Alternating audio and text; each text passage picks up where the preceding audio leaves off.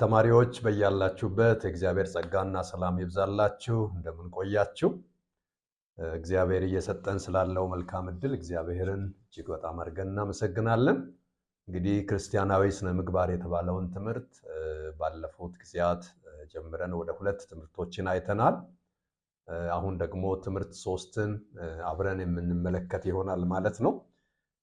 ለመንደርደሪያ እንዲሆነን ስለ መሲሁ ወይም ስለ አገልጋዩ ኢየሱስ እግዚአብሔር እንዴት በሱ ውስጥ የጥበብን የማስተዋልን መንፈስ እንደሰጠው በአግባብና በስርዓት ለመመላለስ የእግዚአብሔር መንፈስ የሰጠውን አቅም የሚናገረውን የእግዚአብሔርን ቃል አነብና ጸልየን ወደ ትምህርታችን እንገባለን። ኢሳይያስ ምዕራፍ 11 ላይ እንደዚህ ብሎ ነው የሚናገረው ከቁጥር 1 ጀምሮ እስከ 5 ከእሰይ ግንድ በትር ይወጣል፣ ከስሩም ቁጥቋጥ ያፈራል። የእግዚአብሔር መንፈስ የጥበብና የማስተዋል መንፈስ፣ የምክርና የኃይል መንፈስ፣ የእውቀትና እግዚአብሔርን የመፍራት መንፈስ ያርፍበታል። እግዚአብሔርን በመፍራት ደስታውን ያያል። ዓይኑም እንደምታይ አይፈርድም፣ ጆሮውም እንደምትሰማ አይበይንም። ነገር ግን ለድሆች በጽድቅ ይፈርዳል፣ ለምድርም የዋሆች በቅንነት ይበይናል። በአፉም በትር ምድርን ይመታል፣ በከንፈሩም እስትንፋስ ክፉዎችን ይገላል።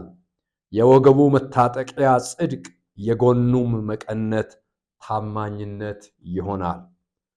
ክብር ለእግዚአብሔር ይሁን። እንግዲህ የእግዚአብሔር መንፈስ ይህንን መልእክተኛ እንዴት ባለ ጥበብ እንዴት ባለ ማስተዋል እንደሚሞላው የእግዚአብሔር ቃል ይናገራል። የጥበብና የማስተዋል መንፈስ ነው ይላል። የምክርና የኃይል መንፈስ፣ የእውቀትና እግዚአብሔርን የመፍራት መንፈስ ያርፍበታል። በአግባቡ አገልግሎቱን እንዲያገለግል ተልእኮውን እንዲፈጽም ይህ የእግዚአብሔር መንፈስ በእርሱ ላይ ይሆናል። ከሚገርመኝ ነገር 1 ቁጥር 3 ላይ 2 ነገሮችን ይናገራል። ዓይኑ እንደምታይ አይፈርድም ይላል። ጆሮውም እንደምትሰማ አይበይንም። ነገር ግን ለድሆች በጽድቅ ይፈርዳል፣ ለምድርም የዋሆች በቅንነት ይበይናል። አገልግሎቱ ሁሉ በፍቅር፣ አገልግሎቱ ሁሉ በቅንነት፣ አገልግሎቱ ሁሉ በየዋህነት በማስተዋልና በጥበብ የተሞላ ነው። እግዚአብሔር በእውነት ለኛም ይሄንን ጥበብና ማስተዋል ይስጠን። እንጸልያለን እግዚአብሔር እንዲረዳን። በእውነት እኛም እግዚአብሔር በሰጠን ዕድሜ ትውልድን ለመታደግ እግዚአብሔርን የምናገለግል ለእግዚአብሔር ክብር የምንቆም ነን። ይህ የእግዚአብሔር መንፈስ ለኛም ጥበብን ማስተዋልን እንዲሰጠን እንጸልያለን። እግዚአብሔር አምላካችን ሆይ እናመሰግንሃለን። ምሕረቴ ቸርነቴ በስቶ ልጆች ስለሆንን ስለወደድከን የዘላለም አምላክ እግዚአብሔር በናዝሬቱ ጌታ በኢየሱስ ስም ክብር ላንተ ይሁን። እግዚአብሔር አምላክ ጸልያለሁ፣ ያ የጥበብ መንፈስ፣ ያ የማስተዋል መንፈስ፣ እግዚአብሔርን የመፍራት መንፈስ ዛሬ ለኛም ያስፈልገናል። እግዚአብሔር ሆይ በዚህ መንፈስ እንድትሞላ እንዲሁ እንዳየን እንደሰማን የምንፈርድ ሳይሆን እግዚአብሔር በትዕግስት በማስተዋል በምህረትና በቸርነት በጥበብና በእውቀት ማገልገል እንድንችል እንድትረዳን ጌታ ሆይ እንጸልያለን። የሚኖረን ጊዜ የተባረከ ይሁን። እንድታስተምረን በልባችን እንድትናገር ጸልያለሁ። ክብር ሁሉ ላንተ ይሁን በጌታችንና በመድኃኒታችን በኢየሱስ ክርስቶስ ስም አሜን። ክብር ለአምላካችን ለእግዚአብሔር ይሁን። እንግዲህ ይሄንን የስነ ምግባር ትምህርት ወይም ክርስቲያናዊ ስነ ምግባር የተባለውን ትምህርት 2 ትምህርቶችን ተመልክተናል።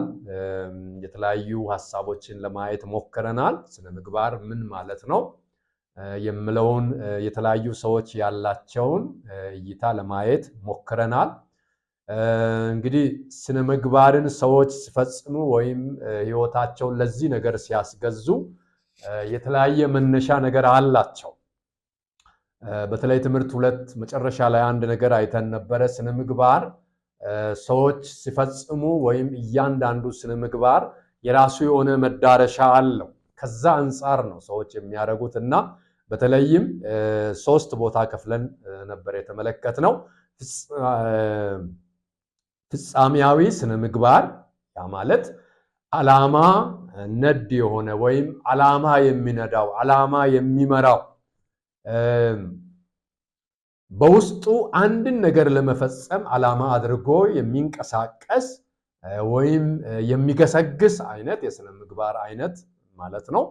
ሌላው ግብራዊ ስነ ምግባር ነው። ይሄ ደግሞ ተግባርን ወይም ግብርን መዳረሻው በማድረግ ግብርና ተግባር የሚነዳው ወይም ወደዛ እንቅስቃሴ ውስጥ እንዲገባ የሚያደርገው አይነት የስነ ምግባር አይነት ነው። ሶስተኛው አንጻራዊ ስነ ምግባር ነው። ይሄ ደግሞ ዝምድና ወይም ግንኙነት ነድ ተብሎ ይታወቃል። ያ ማለት ግስጋሴውን የሚያደርገው ከዝምድና ጋር ከግንኙነት ጋር ተመስርቶ ነው የሚያደርገውና በዚህ መልኩ ስነ ምግባር ወደ ታሰበለት ዓላማ ለመድረስ በዚህ መልክ ገፊ የሆነ ወይም ውስጣዊ ሞቲቭ እንዳለው ያንን ስንመለከት ነበረ። ከዚህ ሐሳብ ጋር አያይዘን ስነ ምግባርን በተለይ አፈጻጸሙን በተመለከተ ተጨማሪ የተሰጡ አንዳንድ ስዕላዊ መግለጫዎችን እንመለከታለን። አንዳንድ ሰዎች ይሄንን በተለያየ ክፍል ከፍለውታል። ለምሳሌ ተገላጭ የሆነ የስነ ምግባር አይነት ብለው በአንደኛ ደረጃ ይዙታል። ይሄ ተገላጭ የተባለው የሰዎችን ልማድ ወግና ባህል በማጥናት በማህበረሰቡ ግብረገብ ላይ የሚገለጽ ነው። እንግዲህ ሰዎች የሰዎችን ባህል የሰዎችን ወግ ጥናት በማድረግ የማህበረሰቡን ግብር ወይም ተግባር በማየት የሚገልጹት አይነት መንገድ ማለት ነው። ስለዚህ ተገላጭ ተብሎ ይታወቃል። ሁለተኛው ሐሳብ ደግሞ ገላጭ የተባለው ነው። ገላጭ የሚባለው ደግሞ ይህ አይነቱ ግብረገብ ህግጋት ላይ በመንተራስ ውጤትን የሚያሳይ ወይም መነሻ ሐሳቡን ወይም መዳረሻውን ውጤት ላይ በማድረግ የተመሰረተ በሰዎች ላይ ያለውን የስነ ምግባር ባህሪ የሚመረምር ወይም የሚያይ ማለት ነው። ይሄኛው እንግዲህ ገላጭ ተብሎ ይታወቃል ማለት ነው። በዚህ መልክ ይሄዳል ማለት ነው። ሶስተኛው ፂባ ይባላል። ፂባ ማለት የግብረገብ ቃላትን ትርጉም የሚመረምር የስነ ምግባር ዕውቀት ማለት ነው። እንግዲህ ፂባ በሚባልበት ጊዜ እንደተመለከትነው የግብረገብ ቃላትን ይተረጉማል፣ ይመረምራል። በዚሁ መሰረት የሚገኝ ዕውቀት ወይም ለዛ ነገር የሚሰጥ ትርጓሜ ፂባ ይባላል ማለት ነው። ሌላው አራተኛው አርኤቲክ ተብሎ የሚጠራው ነው። ይሄ ደግሞ የሰዎችን ባህሪ ለማሻሻል በሚቻልበት መንገድ ላይ ትኩረት የሚያደርግ አይነት የስነ ምግባርን ለመለካት ሰዎች የሚጠቀሙበት አይነት የመመርመሪያ ወይም የመለኪያ መንገድ ነው። አርኤቲክ ተብሎ ይጠራል ማለት ነው። እንግዲህ እነዚህ አራቱም ነገሮች በየራሳቸው ስነ ምግባርን የሚለኩበት የራሳቸው መንገድ አላቸው ማለት ነው። በዚህ መሰረት ተገላጭ፣ ገላጭ፣ ፂባ፣ አርኤቲክ ተብሎ ተከፋፍለው ተቀምጠዋል ማለት ነው። ስለዚህ እነዚህን በዚህ መልክ ማየት መልካም ነው።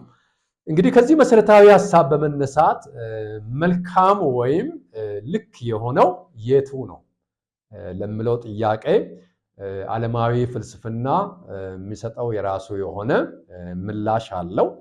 እንግዲህ ይህንን ነገር ባለፈውም በነበረው የትምህርት ጊዜ እየተመለከትኩት ምናልባት እኛ ክርስቲያኖች ስለሆንን ለነገሮች የምንሰጠው ሚዛን ክርስቲያናዊ በሆነ ወይም መጽሐፍ ቅዱሳዊ በሆነ ልኬት ወይም ሚዛን ነው የምናየው። ነገር ግን ሌሎች ሰዎች ደግሞ የሚያዩበት የራሳቸው መነጽር አላቸው። ስለዚህ ፍልስፍናዊ የሆነ መንገድ ስለ ስነ ምግባር ያለው ሐሳብ ቀጥሎ የቀረቡ ነገሮች አሉ። አንድ ወደ 8 የሚሆኑ ነጥቦች አሉ። እነዚህን እናያለን። አንደኛ ላይ የምንመለከተው ይሄ ፍልስፍና ምን ይላል? ሊሆን ይችላል የተባለው ነገር ልክ ነው የሚል ሐሳብ ወይም ማብራሪያ ነው የሚሰጠው። ሊሆን ይችላል ብሎ ሰዎች የሚገምቱት ነገር ልክ ነው፣ ምንም ችግር የለውም ብለው በዚህ ፍልስፍና ስር ያሉ ሰዎች በዚህ መንገድ ይመለከታሉ ማለት ነው። ሁለተኛው በባህል የሚደነገገው ነገር ልክ ነው ብሎ ያስባል። ማህበረሰቡ ወይም ያ ኮሚኒቲ ተስማምተው እናደርጋለን፣ በዚህ መልክ ነው የምንመላለሰው ብለው የወሰነው ወይም ያሰበው ነገር ልክ ነው ብለው ይወስዳሉ ማለት ነው። ሶስተኛ በአንድ ሰው አመለካከት ወይም እይታ ልክ የሆነ ነገር ሁሉ ልክ ነው። እንግዲህ ይህን ሐሳብ ስንመለከት በብዙ አንግል ምናልባት ማየት ይቻላል። ሰዎች ነገሮችን ለማየት የራሳቸው መነሻ ነገር ይኖራቸዋል። ምናልባት አንዳንዱ ሰው ከራሱ ጥቅም አንጻር ሊያይ ይችላል። ለሌላ ሰው ከሚሰጠው አገልግሎትና ጥቅም አንጻር ሊመለከት ወይም ሊያይ ይችላል። እንግዲህ ያ ሞቲቭ ጤናማ ነው ወይ የሚለው ነው ምናልባት እዚህ ጋር እንደ ጥያቄ ሆኖ መነሳት ያለበት ወይም ትኩረት ሊደረግ የሚገባው ነገር። በአንድ ሰው አመለካከት ወይም እይታ ልክ የሆነው ነገር ልክ ነው በሚባልበት ጊዜ ሰውየው ያየው እንዴት ነው የሚለውን ምናልባት ቆም ብሎ ማሰብ ጥሩ ሊሆን ይችላል ማለት ነው። አራተኛ ላይ ዘመናዊነት ያለው ነገር ልክ ነው የሚል ሐሳብ ነው ያለው። እንግዲህ ይህንንም ስንመለከት ምናልባት መፈተሽ የሚገባን ብዙ ነገሮች ሊኖሩ ይችላል። ዘመናዊነት ያለው ነገር ልክ ነው። ኦኬ፣ እንግዲህ ይሄ ዘመናዊነት ያመጣው ምንድነው? ውጤቱ ምን ሊሆን ይችላል? በምን መልክ ነው ያየው የሚለው እንግዲህ ልናይ የሚገባ ነገር ነው ማለት ነው። ሌላው ቀጥሎ ያለው ደስታን መስጠት የሚችል ነገር ልክ ነው።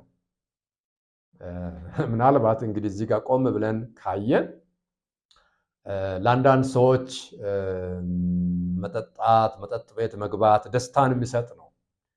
ዝሙት ደስታን የሚሰጥ ነው። ኦር የተለያዩ ነገሮችን አጭበርብሮ አምታቶ ማግኘት ደስታን የሚሰጥ ነው። እንግዲህ እዚህ ጋር በደንብ ማሰብ ጥሩ ሊሆን ይችላል። አንድ ነገር ደስታ ስለሰጠ ብቻ ልክ ነው ማለት አስቸጋሪ ሊሆን ይችላል። ነገር ግን ይሄ ፍልስፍና ምለው ምንድነው? ደስታን የሚሰጥ ወይም ደስታን መስጠት የሚችል ነገር ሁሉ ልክ ነው የሚል ሐሳብ አላቸው ማለት ነው። ሌላው በቁጥር በዛ ላሉ ሰዎች መልካም የሆነ ነገር ልክ ነው። ማጆሪቲው ከተስማማ ማጆሪቲው ልክ ነው ካለ ያ ነገር ልክ ነው የሚል ፍልስፍና አላቸው ማለት ነው።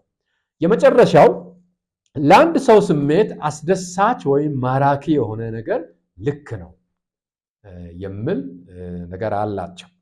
እንግዲህ ይህንንም በተለያየ አንግል ማየት በጣም ጠቃሚ ሊሆን ይችላል ማለት ነው። ስለዚህ እንግዲህ እነዚህ የፍልስፍና ሰዎች ስነ ምግባርን በዚህ መልክ ያዩታል ማለት ነው፣ ወይም በእነሱ እይታ በዚህ መልክ ይመዝኑታል ማለት ነው።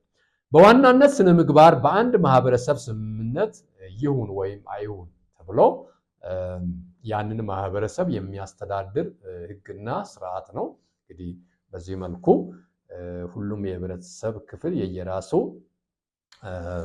መተዳደሪያ ወይም እርስ በርስ የሚገናኙባቸው የራሳቸው የሆነ ነገር አላቸው ማለት ነው። ይሁን እንጂ ስነ ምግባር ለሁሉም ማህበረሰብ በሁሉም ዓለም እኩል እይታ ወይም እኩል ምላሽ ይኖረዋል ማለት አይደለም። ምክንያቱም የተለያዩ ማህበረሰቦች የተለያየ አይነት ወግ፣ የተለያየ አይነት ስርዓት፣ የተለያየ አይነት የስነ ምግባር ምልከታ ስላላቸው በሁሉም ቦታ ላይ ተመሳሳይ የሆነ እይታ፣ ተመሳሳይ የሆነ ምላሽ ላይኖረው ይችላል። ለምሳሌ ውሸት መናገር ለአንዳንዱ አስጸያፊ ወይም አስነዋሪ ሊሆን ይችላል፣ ሌላው ደግሞ ምንም ላይመስለው ይችላል። እንግዲህ ይህንን በምንመለከትበት ጊዜ ራሱን የቻለ የተለያየ መነጽር እንዳለው ማየት ይቻላል። በተመሳሳይ ዝሙት፣ ስርቆት፣ ሌሎች ነገሮችም በአንዳንዱ ማህበረሰብ ብዙ የሚወገስ ላይሆን ይችላል፣ በአንዳንዱ ደግሞ በጣም አስጸያፊ ነውረኛ የሆነ ሊሆን ይችላል ማለት ነው። ስለዚህ እንግዲህ አፈጻጸሙ ወይም እይታው እንደየማህበረሰቡ የተለያየ ሊሆን ይችላል ማለት ነው። የስነ ምግባር መገለጫ ወይም ገጽታ እንመለከታለን። እንግዲህ ስነ ምግባር በተለያየ መንገድ መገለጥ የሚችል ነው። ለምሳሌ በግለሰብ ደረጃ ሊሆን ይችላል፣ በአንድ ቤተሰብ ሊሆን ይችላል፣ በአንድ ማህበረሰብ ሊሆን ይችላል፣ በአንድ ሀገር ደረጃ ሊሆን ይችላል፣ በቤተክርስቲያን ሊሆን ይችላል። እንግዲህ መገለጫዎቹ ማህበረሰቡ እንደተቀረጸበት ወይም እንደተገነባበት አይነት የተለያየ ሊሆን ይችላል ማለት ነው። ስለዚህ በተለያየ መንገድ ሊንጸባረቅ ይችላል ወይም ሊገለጽ ይችላል ማለት ነው። እንግዲህ ሐሳቡን ሰብሰብ ለማድረግ በተለያዩ ንዑሳን ክፍሎች መክፈል ጥሩ ነው። ምናልባት ይሄ አከፋፈል እንደየጻፊዎቹ ወይም እንደየምሁራኑ የተለያየ ሊሆን ይችላል። አሁን የምንመለከተው አንዳንዶቹ ያስቀመጡትን አከፋፈል ነው። ይሄውም ግለሰባዊ ስነ ምግባር፣ ፍልስፍናዊ ስነ ምግባር እና ክርስቲያናዊ ስነ ምግባር ብለው የከፋፈሉትን እንመለከታለን። እንግዲህ በዚህ ውስጥ ስንመለከት ግለሰባዊ ስነ ምግባር በምንልበት ጊዜ አንድ ግለሰብ በማህበረሰብ መካከል በሚኖርበት ጊዜ ማህበረሰቡ በተስማማ ወይም ለማህበረሰቡ ምቹ በሚሆን መንገድ ወይም ጠቃሚ በሚሆን መንገድ ወይም ጥቅም በሚያስገኝ መንገድ የሚያደርገው ግንኙነት ወይም የሚያደርገው ተግባር ግለሰባዊ ስነ ምግባር ተብሎ ይታወቃል። ምክንያቱም ማህበረሰቡ ከዚህ ሰው የሚጠብቁት በዛ መልክ ስለሆነ የዛን ማህበረሰብ የሚጠብቀውን ነገር በማሰብ የሚያደርገው እንቅስቃሴ ግለሰባዊ ስነ ምግባር ተብሎ ይታወቃል ማለት ነው። እንግዲህ ይህንን ስነ ምግባር ሰዎች በተለያየ መንገድ በተለያየ ቦታ ሊገልጹ ይችላሉ። በስራ ቦታቸው ሊሆን ይችላል፣ በትምህርት ቤት ሊሆን ይችላል፣ በቤተክርስቲያን ሊሆን ይችላል፣ በአገልግሎት ቦታ ሊሆን ይችላል፣ በቤተሰቦቻቸው መካከልም ሊሆን ይችላል ማለት ነው። ስለዚህ ያንን የታነጹበትን ስነ ምግባር አብሮ ከሚያሳልፏቸው ሰዎች ጋር በዛ መልኩ ያሳልፋሉ። ቀልድና ጨዋታዎችም እንኳን ሳይቀር በዛ መልኩ ይሄዳሉ ማለት ነው። ምክንያቱም ልክ እንደ ሮድ ማፕ ያንን ማህበረሰብ በጤናማ መልኩ እንዲገናኝ፣ ስራውን እንዲሰራ፣ የሐሳብ ልውውጥ እንዲያደርግ፣ ተግባሩን እንዲፈጽም የሚያስችል ስርዓት ስለሆነ በዛ መልክ ግለሰቦች ያንን ስርዓት ጠብቆ ይመላለሳሉ ማለት ነው። እንግዲህ ይህንን በዚህ መልክ ከተመለከትን ወደ ሁለተኛው ሐሳብ እንሄዳለን። ፍልስፍናዊ የስነ ምግባር እይታ ወይም መገለጫ ምን አይነት ነው የሚለውን ደግሞ እንመለከታለን። እንግዲህ ፍልስፍና ማለት ለእያንዳንዱ ጉዳይ ወይም ጥያቄ ምክንያታዊ በሆነ መንገድ ማብራሪያን የሚሰጥ ወይም የራሱ የሆነ አመክንዮ ያለው የፍልስፍና አይነት ነው። ስለዚህ በዚህ መልኩ እያንዳንዱ ሰው ለሚያደርገው ነገር ለምንድን ነው የሚያደርገው፣ እንዴት ነው የሚያደርገው የሚለውን ነገር በማሰብ የራሱን የሆነ ምላሽ ይሰጣል ማለት ነው። እንግዲህ ፍልስፍና የሚል ቃል ትርጉሙን ማየት ጥሩ ስለሆነ ያንን ማየት ጥሩ ነው። ሁለት ቃሎች ተገጣጥመው ነው የፍልስፍና የሚለውን ሐሳብ የሚያመጡት። ፊሎ የሚለውና ሶፊ የተባለው ሁለት የግሪክ ቃላት በአንድ ላይ ሆነው ነው እንግዲህ ፍልስፍና የሚለውን ሐሳብ ወይም ቃል የሚይዙት ማለት ነው። ፊሎ ማለት ፍቅር ሲሆን ሶፊያ ማለት ደግሞ ጥበብ ማለት ነው። እንግዲህ እነዚህን ሁለቱን አንድ ላይ በምናደርግበት ጊዜ ሐሳቡ ጥበብን መፈለግ ወይም ጥበብን መውደድ የሚል አይነት ትርጓሜ ነው ያለው ማለት ነው። ስለዚህ የፍልስፍና ሰዎች ይህንን ኮንሰፕት በመያዝ እንዴት ነው ጥበብን ማጎልበት የሚቻለው የሚለውን ሐሳብ በልባቸው በመያዝ ጥበብን መፈለግ ወይም መውደድ የሚል ትርጓሜ አለው ማለት ነው ፍልስፍና። ተለዋዋጭ በሆነው አሁን ባለንበት ዓለም የሰው ልጅ ብዙ የአመለካከት ለውጦችን ከጊዜ ወደ ጊዜ እያመጣ ነው። ስለዚህ እንግዲህ አንድ ነገር ማሰብ የሚያስፈልገው ምንድነው? አንዳንድ ጊዜ የአመለካከት ለውጥ በሚመጣበት ጊዜ መልካም የሆኑ ስነ ምግባሮች በተለያየ መንገድ ሊሸረሸሩ የሚችሉበት ወይም ሰዎች ከዛ መስመር የሚወጡበት አጋጣሚዎች ይኖራሉ ማለት ነው። ስለዚህ እያንዳንዱ ዘመን የራሱ የሆነ መልካምም ክፉም የሆነ ገጽታ አለው ማለት ነው። በሰዎች ህይወት ላይ በማህበረሰብ ህይወትና ኑሮ ላይ የተለያዩ ተጽዕኖዎችን ሊፈጥር የሚችልበት አጋጣሚ ሊኖር ይችላል ማለት ነው። ስለዚህ ይህንንም ለይተው ማወቅ ጥሩ ሊሆን ይችላል። በተለይ የአሁን ዘመን ተግዳሮቶች ካለፉት ጊዜያት ወይም ባለፉት ዘመን ከነበረው ተግዳሮት በጣም የገዘፈና የሰፋ ነው ማለት ይቻላል። እንግዲህ ይሄ ከእውቀትም ከቴክኖሎጂም ከሰውም ቁጥር መጨመር ጋር ከፍላጎት መጨመር ጋር ከአንዳንድ ነገሮች ውስንነት ጋር ተያይዘው በጣም የተለያዩ አይነት አመለካከቶች እየመጡ ያሉበት ጊዜ ውስጥ ነው ያለነው ማለት ነው።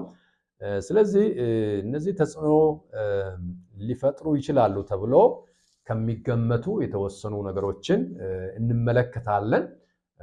እንግዲህ ነገሮች ሌላ ስርዓት እንዲይዙ ወይም ሌላ መልክ እንዲይዙ ከሚያስችሉ ነገሮች ውስጥ አንዱ ባህልና ወግ ስርዓት ነው። በመነሻችንም እንዳነሳ ነው ሁሉም ማህበረሰብ የተለያዩ የራሱ የሆነ እይታ የራሱ የሆነ አመለካከት አለው። ያ ማለት ደግሞ ሰዎች በኑሯቸው ውስጥ ከአንዱ ዓለም ወደ ሌላው ዓለም ከአንዱ ማህበረሰብ ወደ ሌላው ማህበረሰብ የመፍለስ የመሄድ የመምጣት እድል የመገናኘት ሐሳብ የመለዋወጥ እድል ስላለ ለውጦቹም እንደዚሁ ከዛ ጋር ተያይዘው በተለያየ መንገድ ሊፈጠሩ የሚችሉበት አጋጣሚ በጣም ሰፊ ነው ማለት ነው። ስለዚህ ሰዎች ከተወለዱበት ማህበረሰብ የያዙትን ሃይማኖት የያዙትን ባህል የያዙትን ወግ ከሌላው ጋራ በሚገናኙበት ጊዜ ምናልባት የሚሰጡበት ወይም ከሌላው የሚቀበሉበት ድሎች ይፈጠራሉ ማለት ነው። ያንን ማየት ይቻላል። ኢቭን አንዳንድ ጊዜ አንዳንድ ሰዎች እኔ ሃይማኖተኛ አይደለሁም ምንም ሃይማኖት የለኝም ብለው እንኳን ቢያስቡ ሃይማኖት የለኝም ማለት አይችልም የሰው ልጅ። ይህንን በብዙ መንገድ ማየት ይቻላል። ለምሳሌ ሃይማኖት የለኝም የሚሉ ሰዎች ሳያውቁ አንድ የሚከተሉት የራሳቸው የሆነ በውስጣቸው በልባቸው በአእምሮአቸው አንድ የሚፈሩት ወይም የሚያከብሩት ወይም የሚወዱት ነገር ሊኖራቸው ይችላል። ስለዚህ ሙሉ በሙሉ ሃይማኖት የለኝም ብለው ነገር ላያስኬድ ይችላል ማለት ነው።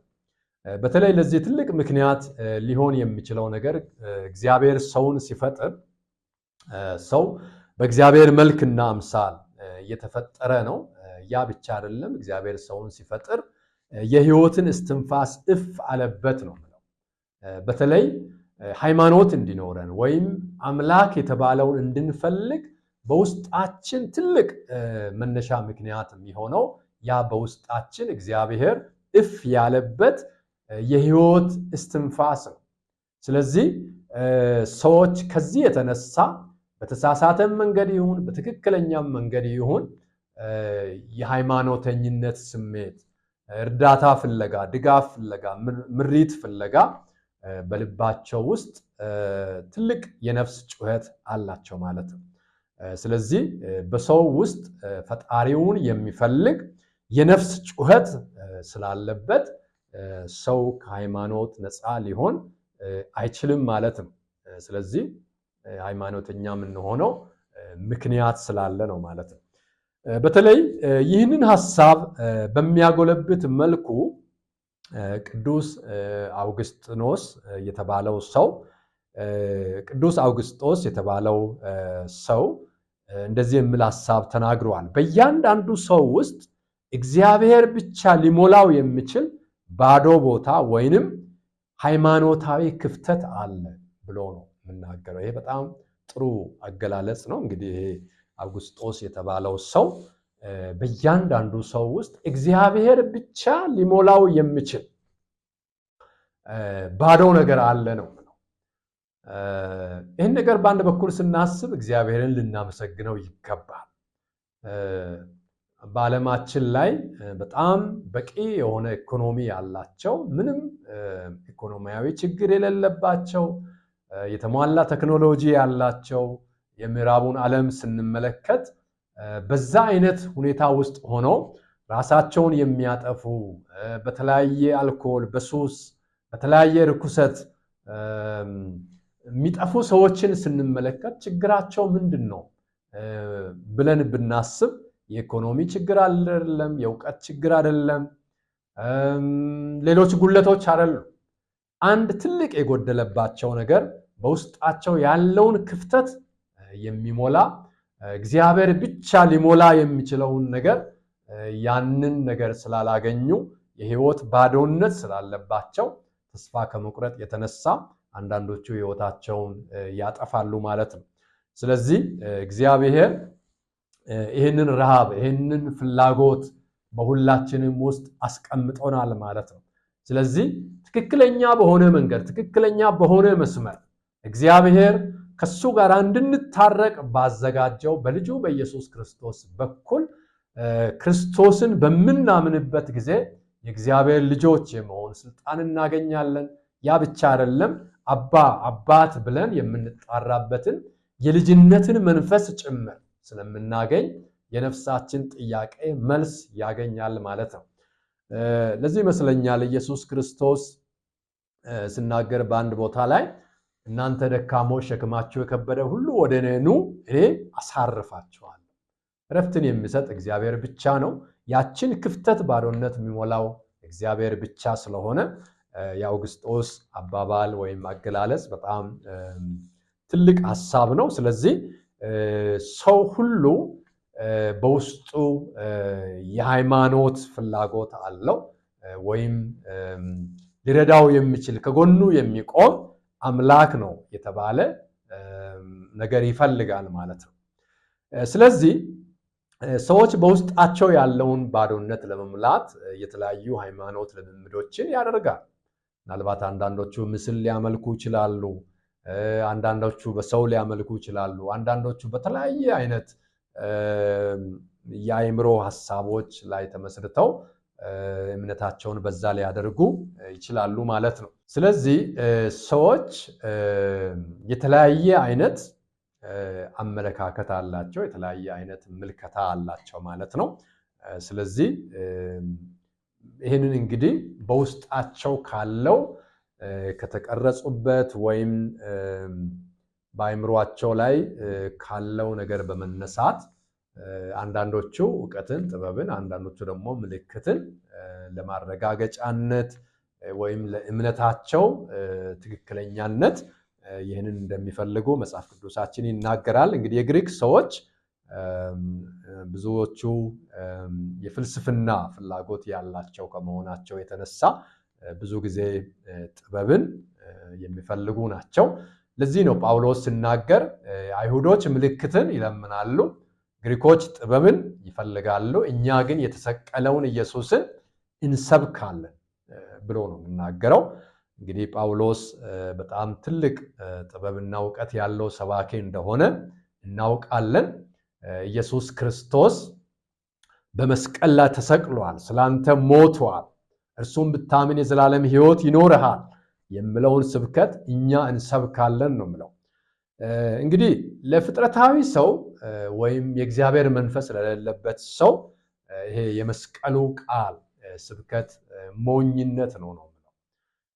በተለይ በዚህ አውድ ውስጥ ሆነን ስንመለከት ግሪኮች የፍልስፍና ነገርን በጣም ትኩረት ስለሚያደርጉ ምናልባት በአእምሮአቸው አንድ ነገር ሊያስቡ ይችላል። የሞተ ለኔ ምን ያደርግልኛል?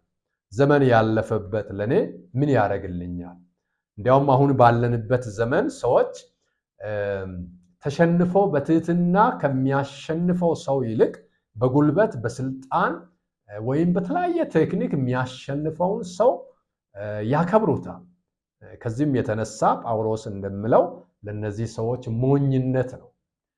ነገር ግን እግዚአብሔር በመንፈስ ቅዱስ አማካኝነት አይናቸውን ለከፈተላቸው ሰዎች ጠቢባን የማያገኙትን ጥበብ እግዚአብሔር ለሞኞች ይሄንን ጥበብ ሰጣቸው ነው ምለውና ስለዚህ ለኛ ለምንድነው ግን የመስቀሉ ቃል የእግዚአብሔር የማዳን ኃይል ነው ብሎ ነው እግዚአብሔር ቃል የምናገረው። በተለይ አንደኛ ቆሮንቶስ ምዕራፍ 1 ቁጥር 18 ላይ የእግዚአብሔር ቃል ይሄንን በግልጽ ይናገራል ማለት ነው። ስለዚህ ይሄንን ነገር እንግዲህ በመናይበት ጊዜ በጳውሎስ ዘመን አይሁዶች ተብሎ የሚታወቁ የማህበረሰብ ክፍሎች ነበሩ። አህዛብ ተብሎ ደግሞ የተለዩ ምንም የእግዚአብሔር ነገር ዕውቀት የሌላቸው በቃል ኪዳን ሕዝብ ውስጥ የማይካተቱ ጣዖትን የሚያመልኩ የማህበረሰብ ክፍሎች ነበሩ። ሌሎች ደግሞ ግሪኮች ተብሎ ከጥበባቸው የተነሳ በዘመኑ ከነበረው ስልጣኔ አንፃር በእንደዚህ አይነት መልክ ተከፋፍለው እንደነበሩ እናውቃለን። በእኛ ዘመን ግን ከዛም በጣም በሰፋ ሁኔታ የተለያዩ አመለካከቶች የተለያዩ እይታዎች እንዳሉ እናውቃለን። አንደኛ ቆሮንቶስ ምዕራፍ 1 ከቁጥር 18 ጀምሮ ያለውን ባነበው ጥሩ ነው። በእግዚአብሔር ቃል ውስጥ እነዚህ ሐሳቦችን በተመለከተ ጳውሎስ የሚያነሳቸውን ነገሮች እንመለከታለን። አንደኛ ቆሮንቶስ ምዕራፍ 1 ከቁጥር 18 ጀምሮ እንደዚህ ይላል። የመስቀሉ ቃል ለሚጠፉት ሞኝነት ለኛ ለምንድን ግን የእግዚአብሔር ኃይል ነውና የጥበበኞችን ጥበብ አጠፋለሁ የአስተዋዮችንም ማስተዋል እጥላለሁ ተብሎ ተጽፏልና። ጥበበኛ የት አለ? ጻፊስ የት አለ? የዚች ዓለም መርማሪስ የት አለ? እግዚአብሔር የዚችን ዓለም ጥበብ ሞኝነት እንዲሆን አላደረገምን? በእግዚአብሔር ጥበብ ምክንያት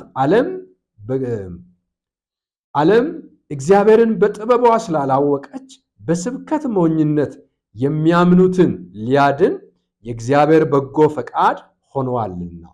መቼም አይሁድ ምልክትን ይለምናሉ፣ የግሪክ ሰዎችም ጥበብን ያገኛሉ። እኛ ግን የተሰቀለውን ክርስቶስን እንሰብካለን። ይህም ለአይሁድ ማሰናከያ ለአሕዛብም ሞኝነት ነው። ለተጠሩት ግን አይሁድ ቢሆኑ የግሪክ ሰዎች ቢሆኑ የእግዚአብሔር ኃይልና የእግዚአብሔር ጥበብ የሆነው ክርስቶስ ነው። ከሰው ይልቅ የእግዚአብሔር ሞኝነት ይጠበባልና የእግዚአብሔር ድካም ከሰው ይልቅ ይበረታልና። እንግዲህ ጳውሎስ በዚህ ቦታ ላይ እነዚህን መከራከሪያ የሚያቀርቡ ግሪኮችንና አይሁዶችን በዚህ አይነት መልክ ቻሌንጅ ሲያደርጋቸው እንመለከታለን። እግዚአብሔር ካረዳ የእግዚአብሔር መንፈስ ካላገዘ የሰው ልጅ እውነተኛ የሆነውን የበራለትን ብርሃን ለማየት እንደሚቸገር ይሄ ክፍል ይናገራል ማለት ነው። ያዕቆብ አንድ ነገር ያነሳል። በመልእክቱ ውስጥ ሁለት አይነት ጥበብ እንዳለ ይናገራል። እርሱም ሰማያዊና ምድራዊ ወይም ሰይጣናዊ አጋንንታዊ ወይም ከእግዚአብሔር የሆነ ጥበብ ብሎ ይለያቸዋል። በተለይ ያዕቆብ ምዕራፍ 1 ከቁጥር 13 እስከ ቁጥር 18 ባለ ክፍል ላይ ስንመለከት በያዕቆብ ምልከታ ውስጥ እነዚህ ሁለት አይነት ጥበቦች ከተለያየ ሁለት ምንጭ የሚቀዱ እንደሆነ ይናገራል። አንደኛው ምንጭ ከአጋንንት የሆነ ከምድር የሆነ ከሰይጣን የሆነ ጥበብ እንደሆነ በዛ ቦታ ላይ ይናገራል። ሌላው ግን ከሰማይ የሆነ ሰማያዊ የሆነ ከእግዚአብሔር የሆነ ጥበብ እንደሆነ ይናገራል። ምንጮቹ መለያየታቸውን ብቻ አይደለም ያዕቆብ የሚያነሳው፣ ፍሬያቸውም የተለያየ እንደሆነ ይናገራል። የሚያፈሩት ፍሬ የሚያመጡት ውጤትም የተለያየ ነው። ይሄ በጣም አስደናቂ የሆነ መገለጥ ነው ይህ ሰው የሚያነሳው። ይህንን ክፍል እስኪ እንመለከታለን። በዚህ ቦታ ላይ እንግዲህ የእግዚአብሔር ሰው ይሄ ሰማያዊ የሆነ ጥበብ ምን አይነት ጥበብ እንደሆነ ይናገራል። ይህን ካለ በኋላ አንድ ነገር ይላል። ከእናንተ ጥበበኛና አስተዋይ ማን ነው ይልና በመልካም አኗኗሩ ስራውን በጥበብ የዋህነት ያሳይ። እንግዲህ በዚህ ቦታ ላይ ያዕቆብ ጥበበኛ ነኝ የሚለው ሰው ያንን ጥበቡን በመልካም አኗኗሩ በማህበረሰቡ መካከል በጥበብና በየዋህነት ያሳይ ይላል። እንግዲህ ይሄ ግብሩ የሚፈጸምበትን መንገድ ስንመለከት የዋህነትን በዚህ ቦታ ላይ እንመለከታለን፣ ጥበብን እንመለከታለን፣ መልካም አኗኗርን ያዕቆብ በዚህ ቦታ ላይ ያነሳል። ነገር ግን ዓለማዊ ጥበብ ማንነቱን ለመግለጥ የሚሞክረው በጥበብ በየዋህነት ሳይሆን በኩራትና በበላይነት በትዕቢት ሊሆን ይችላል። ከዚህ የተነሳ ነው አንዳንድ ጊዜ የአንዳንድ ሰዎች ሐሳብ ኦድ የሚሆንብን ወይም በትዕግስት እንኳን ንግግራቸውን ለማስጨረስ የሚከብደን ትህትና ስለሚጎላቸው ወይም አነጋገራቸው ጥበብ የጎደለው ስለሚሆን ሰዎች ይህንን ሐሳብ ለማዳመጥ ወይም ጊዜ ሰጥቶ ሐሳቡን ለማየት ሲቸገሩ እንመለከታለን። ሌላውም ያነሳው ይሄ አጋንንታዊ ምድራዊ ወይም ሰይጣናዊ ብሎ የሚጠራውን ጥበብ እንደዚህ ይለዋል። መራራ ቅናት፣ አድመኝነት፣ ሁከት፣ ክፉ ስራ ምንጫቸው ከእግዚአብሔር ሳይሆን የምድር ነው፣ የሥጋ ነው፣ የአጋንንት ናቸው ይላል በዛ ቦታ ላይ። ሌላው ደግሞ ያዕቆብ ያነሳው ላይኛይቱ ጥበብ ግን ይላል ከእግዚአብሔር የሆነችው ጥበብ ንጽሕት ናት። ይህ ብቻ አይደለም፣ ታራቂ ናት ይላል፣ ገር ናት ይላል፣ እሽ ባይ ናት ይላል። እንግዲህ በውስጧ ምሕረትና በጎ ፍሬ ያለባት ጥበብ ናት ብሎ ነው የምናገረው። ስለዚህ በያዕቆብ ምልከታ እነዚህ ሁለት የተለያዩ ጥበቦች ከሁለት የተለያየ ምንጭ የሚቀዱ ሁለት የተለያየ አይነት ፍሬ የሚያፈሩ አይነት ጥበቦች እንደሆኑ እንመለከታለን። ስለዚህ እንግዲህ እዚህ ጋር ያለው አንድ ነገር ምንድነው? ዓለማዊና ምድራዊ ፍልስፍና የሚይዘው ሐሳብና ከእግዚአብሔር የሆነ ጥበብ ደግሞ ፍሬውና ምንጩ ከየት እንደሆነ ማየት የምንችልበትን ዕውቀት ይሰጠናል ማለት ነው። ስለዚህ ጥርጥርና ግብዝነት የሌለባት ናት ይላል። ሰማያዊዋ ጥበብ ጥርጥር የለባትም፣ ግብዝነት የለባትም። የምትገለጸው በዛ መልክ ነው ማለት ነው። ላይኛይቱ ጥበብ ፍሬዋ ጽድቅና ሰላም ነው ብሎ ነው የምናገረው። የምድር የሥጋ የአጋንንት የሆነው ጥበብ ግን ፍሬው መራራ ነው፣ ቅናት ያለበት ነው፣ አድመኝነት ያለበት ነው፣ ክፋት ያለበት ነው፣ መራራ የሆነ ሕይወት ያለበት። ስለዚህ እንግዲህ ቅድም ስንመለከትም እያንዳንዱ የስነ ምግባር ውጤት ወይም የስነ ምግባር ማንነት ሰዎች በተለያየ መንገድ አንዳንዶቹ ውጤቶቹ አንዳንዶቹ ደግሞ ዓላማ አድርጎ የያዙትን መነሻ ሐሳብ በማየት በዛ መልክ ሲመዝኗቸው ወይም ሲለኳቸው እናያለን። ሐዋርያው ያዕቆብም በዚህ ቦታ ላይ እንደተመለከትነው ሰማያዊ እና ምድራዊ አጋንንታዊ ወይም እግዚአብሔራዊ ጥበብ በማለት የሁለቱንም ምንጭና የሁለቱን ውጤት ወይም ፍሬ በተለያየ መንገድ ሲያነሳ እንመለከታለን። እንግዲህ አሁን ያለው ትውልድ ማሰብ ያለበት እኔ ያስኩት ጥበብ የትኛው ጥበብ ነው ምለውን ማሰብ ያስፈልጋል። እኔ ያስኩት ጥበብ የትኛው ጥበብ ነው? ምንጩ የተቀዳው ከየት ነው? ያ ብቻ አይደለም፣ ሊያፈራ የሚችለው ፍሬ ምን አይነት ነው ምለውን ማሰብ በጣም ተገቢ ነው። እየጠቀመ ነው ወይስ እየጎዳ ነው ምለውን ማየት እጅግ በጣም ያስፈልጋል። ጌታ ኢየሱስ በአንድ ወቅት የንጽህናን ስርዓት ወግ ለሚጠብቁ ፈሪሳውያን አንድ ግሳጼ ገሰጻቸው። እናንተ ጻፎችና ፈሪሳውያን የዕቃን፣ የወጪትን፣ የሳህን ወይም የተለያዩ ቁሳቁሶችን ውጫዊ ንጽህናን ትኩረት ታደርጋላችሁ። ነገር ግን አንድ ነገር አስቡዋል። የሚያረክሰው የቱ ነው? የሚጎዳው የቱ ነው? የሚያሰናክለው የቱ ነው?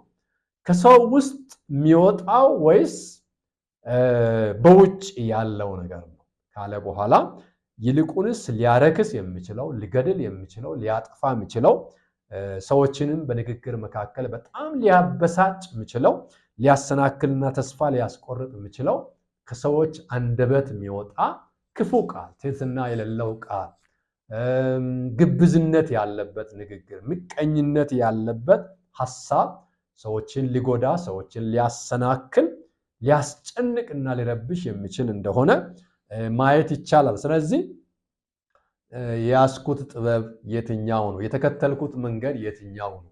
የት ያደርሰኛል? ምን ፍሬ ሊያፈራ ይችላል? ምለውን ሰዎች ቆም ብለው ማሰብ ይገባቸዋል ማለት ነው። እንግዲህ በዘመናችን በጣም ብዙ ተግዳሮት የሚያመጡ ይህንን ነገር ሊረብሹ የሚችሉ እጅግ በርካታ ነገሮች አሉ። ምናልባት ይህንን ሐሳብ ቀጥሎ በሚኖረው የትምህርት ክፍለ ጊዜ እንመለከታለን ማለት ነው። ይህንን የሶስተኛውን ክፍል የትምህርት ጊዜ እዚህ ላይ ለማብቃት እንሞክራለን ማለት ነው። ስለነበረን ጊዜ እግዚአብሔርን በጣም እናመሰግናለን። እንግዲህ ዋናው በደንብ ማሰብ ያለብን ትልቁ ነገር እኛ ገለልተኛ ሆነን በደሴት ውስጥ ምንኖር አይደለንም። በማህበረሰብ መካከል ነው የምንመላለሰው። መጽሐፍ ቅዱሳችን ውስጥ አንድ በጣም አስደናቂ የሆነ ስለ ኢየሱስ የምናገረው ክፍል ኢየሱስ በሰዎችና በእግዚአብሔር ዘንድ የተመሰከረ ቃሉን ተግባራዊ የሚያደርግ ሰዎች ሁሉ የሚወዱት አይነት ሰው ነበረ ብሎ የኤማሁስ መንገደኞች ስለ ኢየሱስ ይመሰክሩ ነበር። እኛም በሕይወታችን፣ በኑሯችን፣ በአገልግሎታችን ይሄ አይነት ምስክርነት ስለሚያስፈልገን የሥነ ምግባር አንዱ ትልቁ አስፈላጊነት በተመደብንበት የሥራ ቦታ፣ በምናገለግልበት ቦታ ከቤተሰቦቻችን ጋር ጤናማ በሆነ ሥነ ምግባር ጤናማ ምንጭ ጠጥተን ጤናማ ፍሬ ለማፍራት ራሳችንን ማዘጋጀት ያስፈልገናል ማለት ነው። እግዚአብሔር ሁላችንንም ይርዳን። ይህንን ትምህርት እዚህ ላይ እናቆማለን። እግዚአብሔር ይባርካችሁ።